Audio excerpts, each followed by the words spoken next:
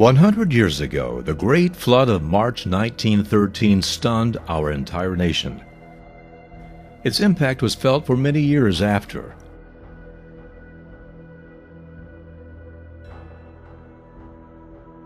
But today, time has almost entirely obscured its memory. The generation who experienced the flood is long gone.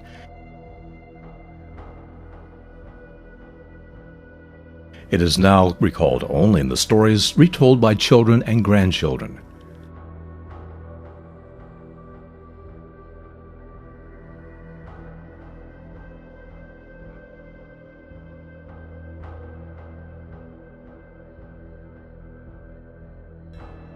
The flood was known by various names in the thousands of cities, towns, and villages it devastated.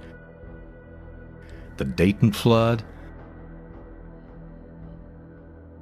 the Easter Flood, our national calamity.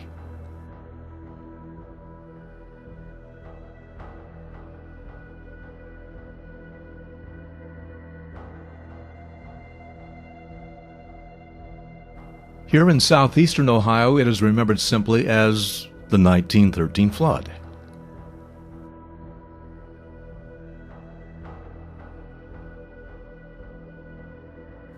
In 1913, the Muskingum River was still a well-traveled waterway for commodities and passengers.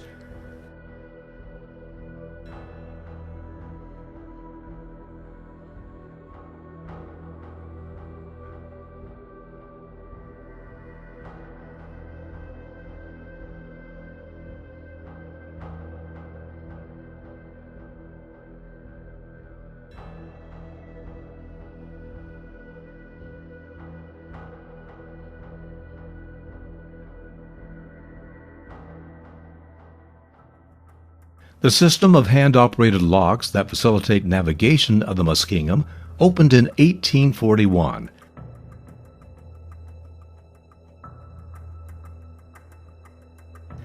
But the dams, canals, and locks of the Muskingum waterway, which made it easier for boats to travel the river, did nothing to control flooding.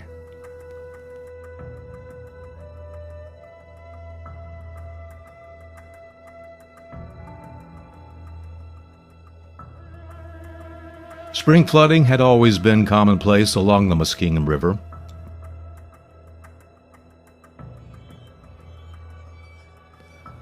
The Muskingum watershed is immense. It drains almost a quarter of the state into the Ohio River at Marietta.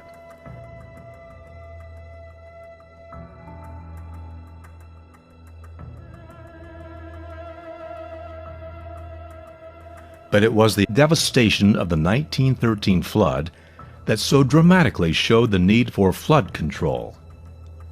The hope of never seeing such death and destruction again drove the creation of the 14 dams and reservoirs that now comprise the Muskingum Watershed Conservancy District.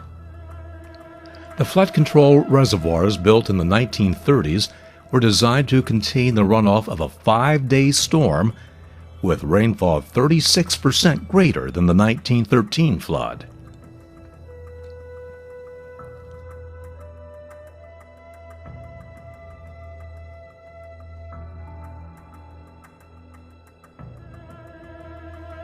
But without those flood controls, and with the unusual set of weather conditions that descended upon the eastern United States in the spring of 1913, it is little wonder that the flood resulted in what has been called the worst national disaster to ever hit the state of Ohio.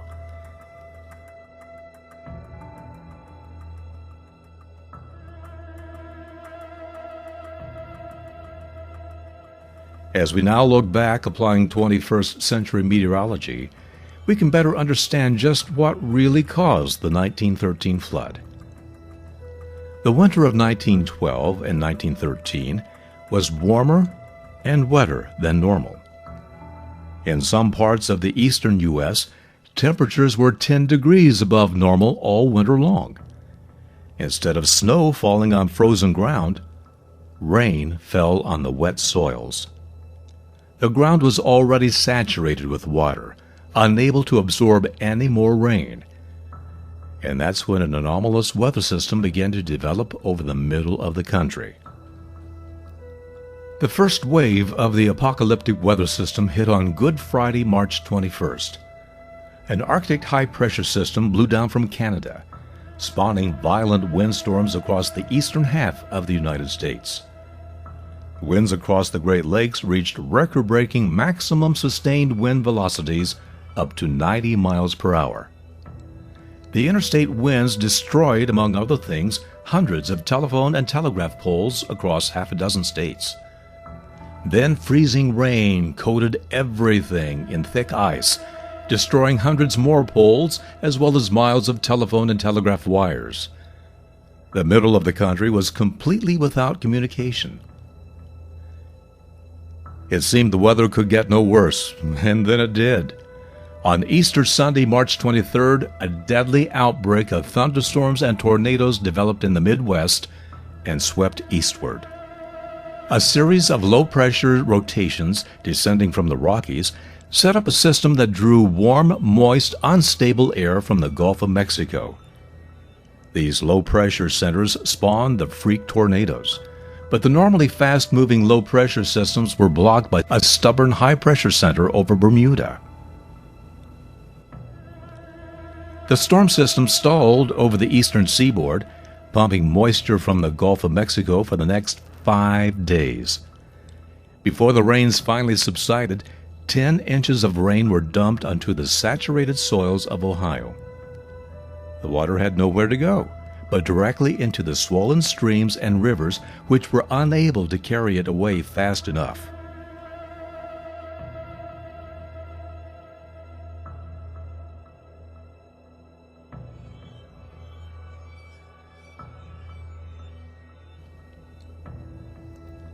The rivers began to rise.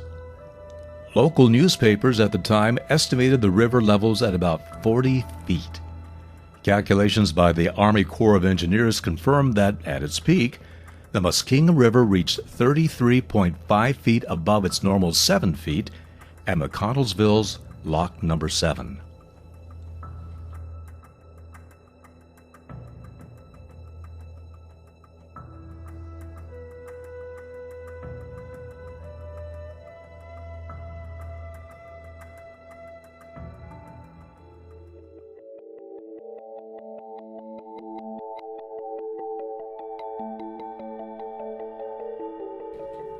This map, based on topographic surveys, shows the extent of the inundation of Malta and McConnellsville.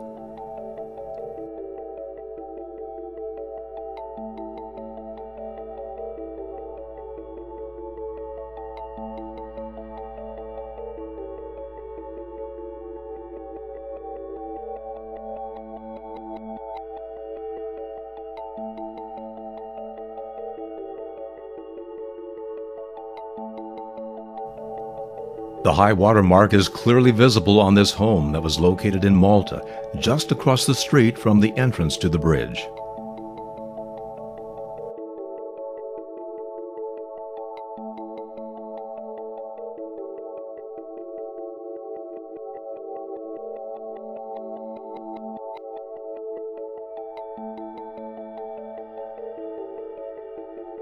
And with no telephone or telegraph lines, the only warning that communities downstream had was from word of mouth, church bells, or a few community fire sirens. Statewide, the death toll was over 460. It is estimated that over 20,000 homes and 220 bridges were destroyed across Ohio. Thankfully, no lives were reported lost in Morgan County, but the devastation was staggering and property loss unimaginable. Damages were reported to be in excess of $350,000 in Morgan County. Adjusted for inflation, that is over $8.1 million in damages.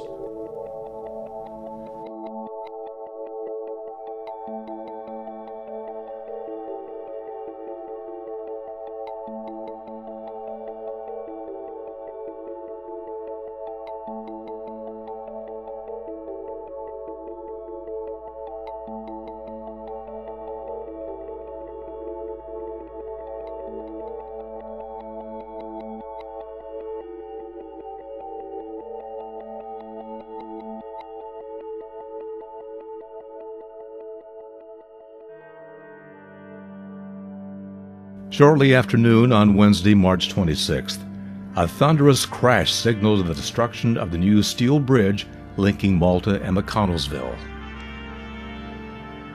The enormous amount of floating debris carried by the floodwaters first swept the center section of the bridge away. An hour later, all that was left of the bridge were its piers and a mass of twisted steel wreckage.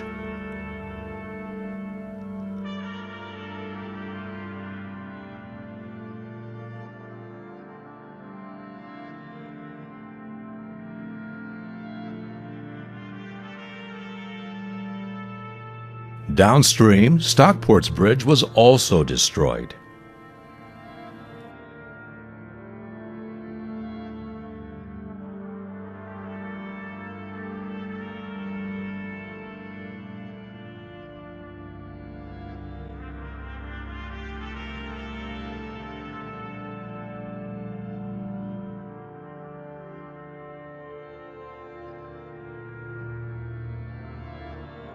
A large section of McConnellsville's Elk Eye Mill was ripped away.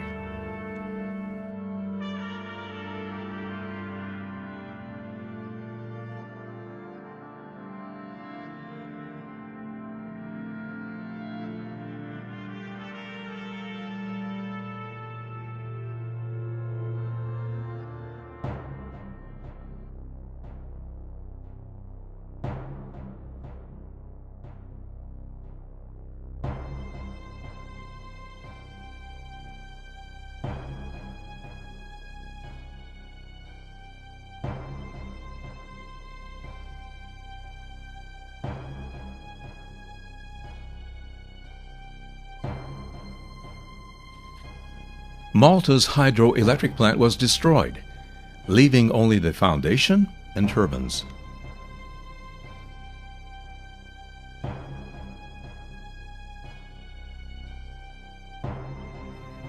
The McConnellsville Christian Church, located at the end of the steel bridge, was torn apart and moved from its foundation.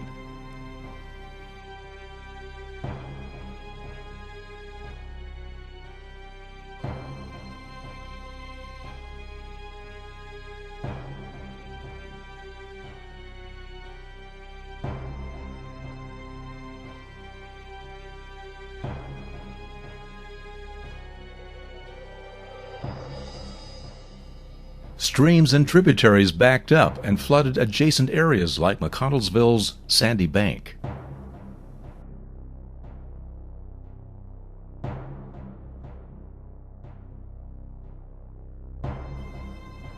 Even McConnellsville Cemetery was submerged in the floodwaters.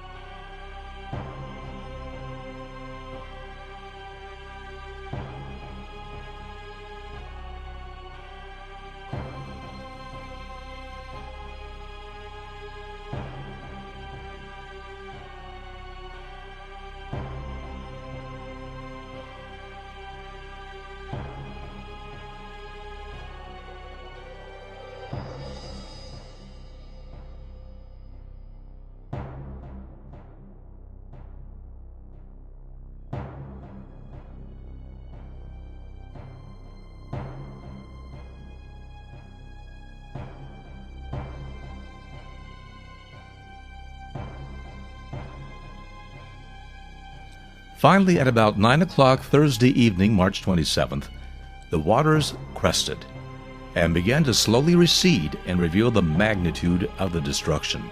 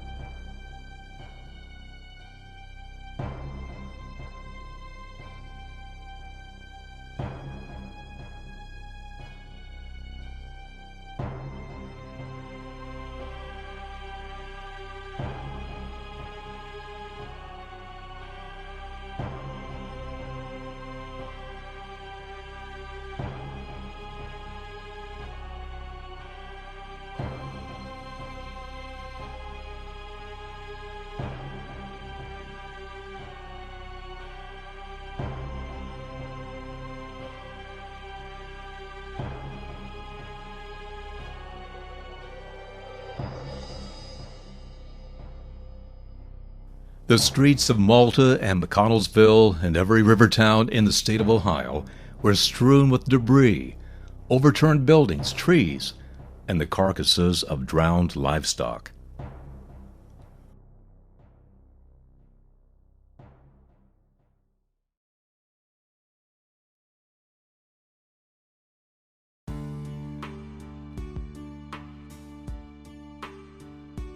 With no bridges left on the river, ferries were hastily built to carry passengers and vehicles between Malta and McConnellsville.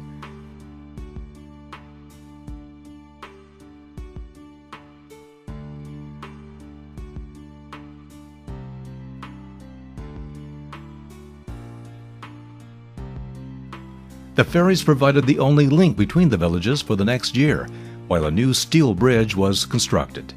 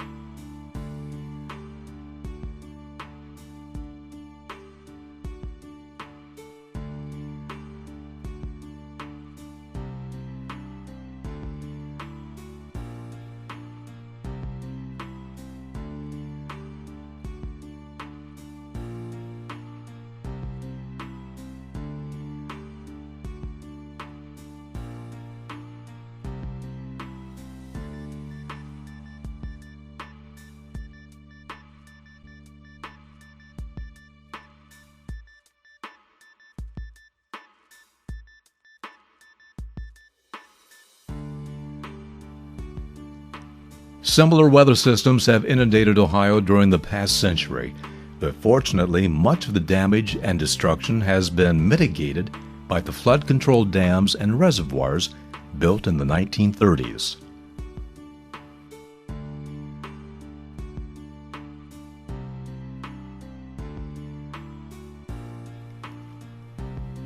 Experts warn, though, if you live in the 100-year floodplain, it is still wise to keep a watchful eye on the sky.